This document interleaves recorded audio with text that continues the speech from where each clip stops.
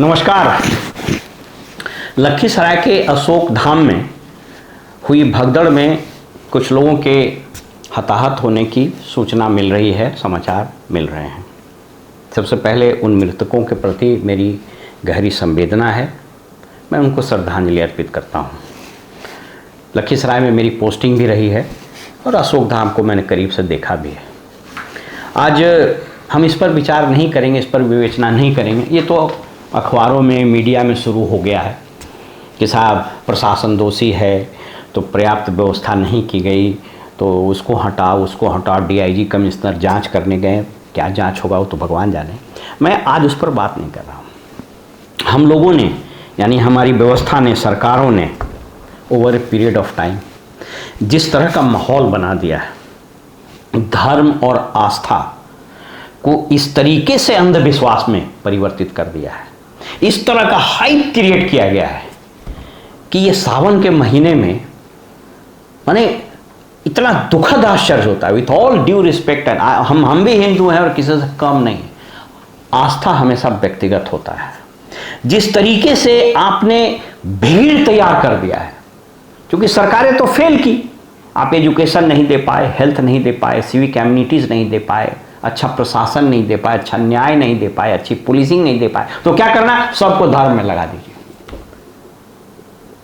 आपको हम बताते चलें कि जब इस देश में धर्मनिरपेक्षता संविधान में अपनाया गया, जब हमारा कॉन्स्टिट्यूशन बना, तो इंडिया के सेकुलरिज्म और दुनिया के अलग वेस्ट के सेकुलरिज्म में एक अंतर है। वेस्ट में, यूरोप में, अमेरिका सहित अन्य डेवलप्ड मुल्क में धर्म को बिल्कुल अलग कर दिया गया, complete separation of religion from the state, complete. लेकिन यहां क्या हुआ, यहां प्रिंसिपल्ड डिस्टेंस। उसका परिणाम यह हुआ कि धर्म के आधार पर अपीजमेंट की शुरुआत हो गई। आजादी के कुछ साल बाद से ही अपीजमेंट की पॉलिसी शुरू हुई। माइनॉरिटीज को अधिकार है, वो मिलने चाहिए, they are safe and sound. लेकिन कुछ सरकारों ने वहां से शुरुआत किया अपीजमेंट पॉलिसी, उसमें कांग्रेस सबसे आगे थे। मुझको याद है वो दौर 70, 75, 80, 90 के आसपास तो हाइट पर चला गया था। 2013-14 तक तो बिल्कुल क्लाइमेक्स पर था कि अगर आपने इस देश के मेजॉरिटी हिंदू की चर्चा की तो आप कॉमनल हैं, और अगर आप इस देश में अल्पसंख्यक और खासकर मुस्लिम अल्पसंख्यक की बात कीजिएगा तो आप सेकुलर।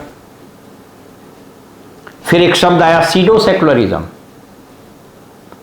अब उसका बैकलैश हुआ, जब बीजेपी आई तो इसने हिंदू की अपीजमेंट शुरू कर दी। इन लोगों ने वही काम किया जो कांग्रेस 2014 के पहले करते थे। और एक टर्म के बाद मोदी जी ने जो भी काम किया, चाहे वो आर्टिकल 370 का एब्रोगेशन हो, आर्टिकल 35A का हो, या फिर टेररिज्म को बिल्कुल कुचलने का हो, नक्सलिज्म पर मजबूती से काम करने का हो, देश में इंटरनल सिक्योरिटी के बहाल करने का हो, ये सारे काम 5 साल, 6 साल, 7 साल में हुए। लेकिन उसके बाद जब करप्शन सर पर चढ़ा तो इन लोगों को लगा, सरकारों को लगा कि साहब इतनी बड़ी आबादी, जहां 50 से 60 करोड़ युवा रहते हैं, जहां लगभग 10 करोड़, 11 करोड़ के आसपास तो ग्रेजुएट अनएम्प्लॉयड हैं, इसको नौकरी देना तो संभव है नहीं, क्योंकि आपने जो विकास के मॉडल अपनाए वो विकास एम्प्लॉयमेंट को देने वाला था नहीं। स्टार्टअप यहाँ सर्वाइव किया नहीं, कुछ धन्ना सेठों के हाथ में पूरी इकॉनमी चली गई। आपने क्या किया, आपने समस्त नागरिकों को धर्मावलंबी के नाम पर अंधविश्वासी बना दिया। मैंने सोच लीजिए कि हमने वैसे मुल्क, वैसे समाज को गढ़ना शुरू कर दिया है जहां 4-4 हजार करोड़ रुपए के मंदिर बन रहे हैं, और जहां भी पैसे का खेल होगा वहां करप्शन होगा। आपने देख लिया राम मंदिर। और स्टेट का टॉप ब्यूरो, अभी हमको आश्चर्य लगा कि देश का मुख्य चुनाव आयुक्त राजकीय दौरे पर आता है पुनौरा धाम का दर्शन करने। आपको, आपके मन में आस्था थी तो आप प्राइवेटली आते, क्यों स्टेट का पूरा गेस्ट बनिएगा आप? विधानसभा के स्पीकर स्टेट गेस्ट बन करके गए देवघर में पानी चढ़ाने, जल चढ़ाने भगवान शंकर को, तो आप नहीं जाते? अगर आस्था आपको तो आप लाइन में लग के जाते। तब न जानते कि आप बड़े धर्मावलंबी हैं। तो over a period of time हम लोगों ने धर्म का ऐसा हाइप क्रिएट किया है, ऐसा हाइप क्रिएट किया है कि कुंभ में लगा कि जो हिंदू कुंभ नहीं लाएगा वो पापी है। सावन में ऐसा माहौल पूरा ग्रामीण क्षेत्र में है कि जो भगवान शिव को सोमवार को जल नहीं पढ़ाएगा वो तो साहब हिंदू ही नहीं। और धर्म का धंधा ऐसा फैला कि बाबा धाम के बाद तो इतने बाबा धाम हो गए, अशोक धाम उसी में एक है, बूढ़ानाथ आप चले जाइए भागलपुर में, पुनौरा धाम में सुने शुरू हो गया, इधर मोतिहारी में शुरू है, मुजफ्फर में शुरू, हर जगह। मतलब आप रोड पर जाइए और जो सबसे प्रोडक्टिव आबादी है, हमको हो सकता है आप लोग गाली भी दीजिएगा, कोई फर्क नहीं पड़ता आपको, क्योंकि हम जो बोलेंगे वही फैक्ट है। इस देश का जो ह्यूमन कैपिटल था उस सब को लगा दिया, उठा के कांवर लेके चल दिया। और फिर रास्ते में क्या होता है आपको हम देखें, यूपी और बाकी सब जगहों से जिस तरह की खबरें आती, तो स्टेट अगर किसी रिलीजन को प्रमोट करना शुरू कर दे तो ये होना ही है। और ऐसा इसलिए होता है कि state has failed to discharge its basic duty. हम न शिक्षा दे पाए, न स्वास्थ्य दे पाए, न रोजगार दे पाए, न अच्छा प्रशासन दे पाए, न अच्छा न्याय दे पाए, न अच्छा सिविक एमिनिटीज दे पाए, और सबसे बड़ी चीज उसको अच्छा नागरिक नहीं बना पाए। तो इतनी बड़ी भीड़ को कैसे कंट्रोल किया जाए, तो धर्म का गुट्ठी पिलाइए। आप उठा के देखिए ना, भारतीय जनता पार्टी को गोली मारी है, अब तो जितना नेता है सब धर्म का गुट्ठी पिला रहा है। और आप देखिए जरा इकोनॉमी का खेल, ग्रामीण क्षेत्रों में आप हर फसल के कटनी के बाद जाइए, हर फसल आप कर लीजिए एक्सपेरिमेंट, हम आपको बता रहे हैं। हर फसल की कटनी के बाद जाइए, अब देखिएगा कि यज्ञ शुरू हो गया साहब, यहां तो यज्ञ हो रहा है, एक महीना यज्ञ चल रहा है। और उसको ये जो नासमझ नेता लोग हैं और सरकारी अधिकारी उसको जस्टिफाई कहता है टूरिज्म है, इससे बिजनेस बढ़ता है। तो अगर इससे बिजनेस बढ़ता है तो सब काम छोड़ करके, फैक्ट्री छोड़ के सब जगह मंदिर बना दीजिए, लोग जाएंगे पूजा करेंगे, जल ढारेंगे, हर जगह मस्जिद बना दीजिए, हर जगह गुरुद्वारा बना दीजिए, हर जगह चर्च बना दीजिए। अरे भाई वो आस्था का जगह है ना, आस्था का ही जगह रहने दीजिए, लोगों की सेवा का जगह उसको वही बनने दी, आप क्यों टांग अड़ाए हुए? तो स्टेट का मुख्य काम, सरकारों का मुख्य काम हो गया, देख लीजिए ना समझ मंत्री लोग यहाँ। अरे भाई वो तो आप मॉडल है ना, अगर आप ही वो धंधा शुरू कर दीजिएगा, सरकारी क्वार्टर में आयोजन होता है यज्ञ का, तो आप हर फसल के कटनी के बाद आप ग्रामीण क्षेत्र का भ्रमण कर लीजिए, वो सारा किसान जो कमाता है उसको ना समझी में उसका एक बहुत बड़ा हिस्सा वो यज्ञ में चला जाता है।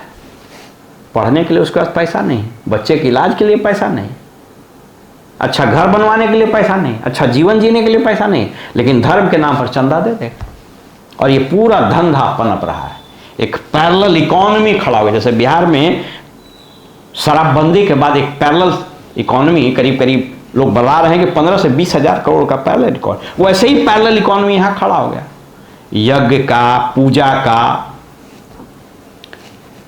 और ये कब बंद होगा? ये तभी बंद होगा जब देश के नागरिक जागरूक होंगे।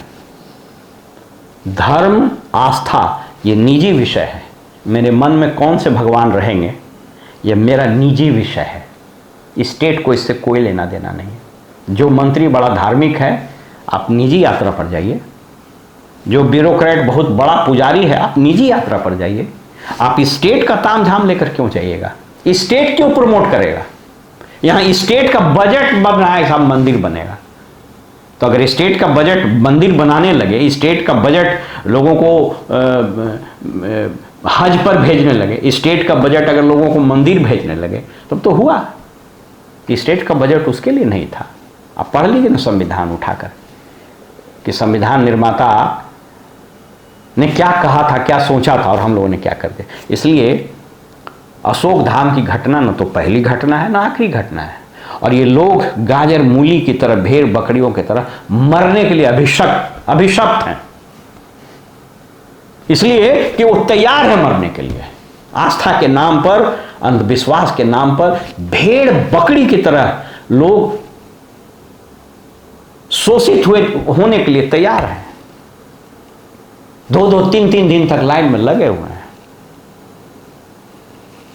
जब तक समाज जागृत नहीं होगा, जब तक अच्छी शिक्षा लोगों को नहीं मिलेगी, जब तक लोगों को धर्म, आस्था और न्याय, शिक्षा आदि का भेद स्पष्ट नहीं होगा, तब तक अशोक धाम जैसे घटनाएं होते रहेंगी।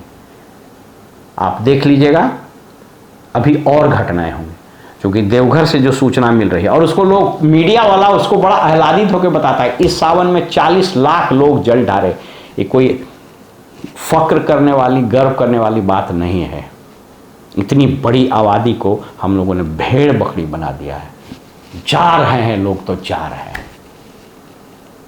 न जाने इस देश में ये सेंस कब लौटेगा, देश के प्रति, नागरिक के प्रति, शिक्षा के प्रति, देश की प्रगति के प्रति, भ्रष्टाचार के अगेंस्ट ये भावना कब एक मूर्त रूप लेगी। क्योंकि जब तक हम वोट इन्हीं नामों पर देते रहेंगे, जब तक हम अंधा होकर अंधभक्त बने रहेंगे, तब तक ये घटनाएं होते रहेगी। फिलहाल हमें इजाज़त दीजिए और आप देखते रहिए वॉइस ऑफ रिपब्लिक।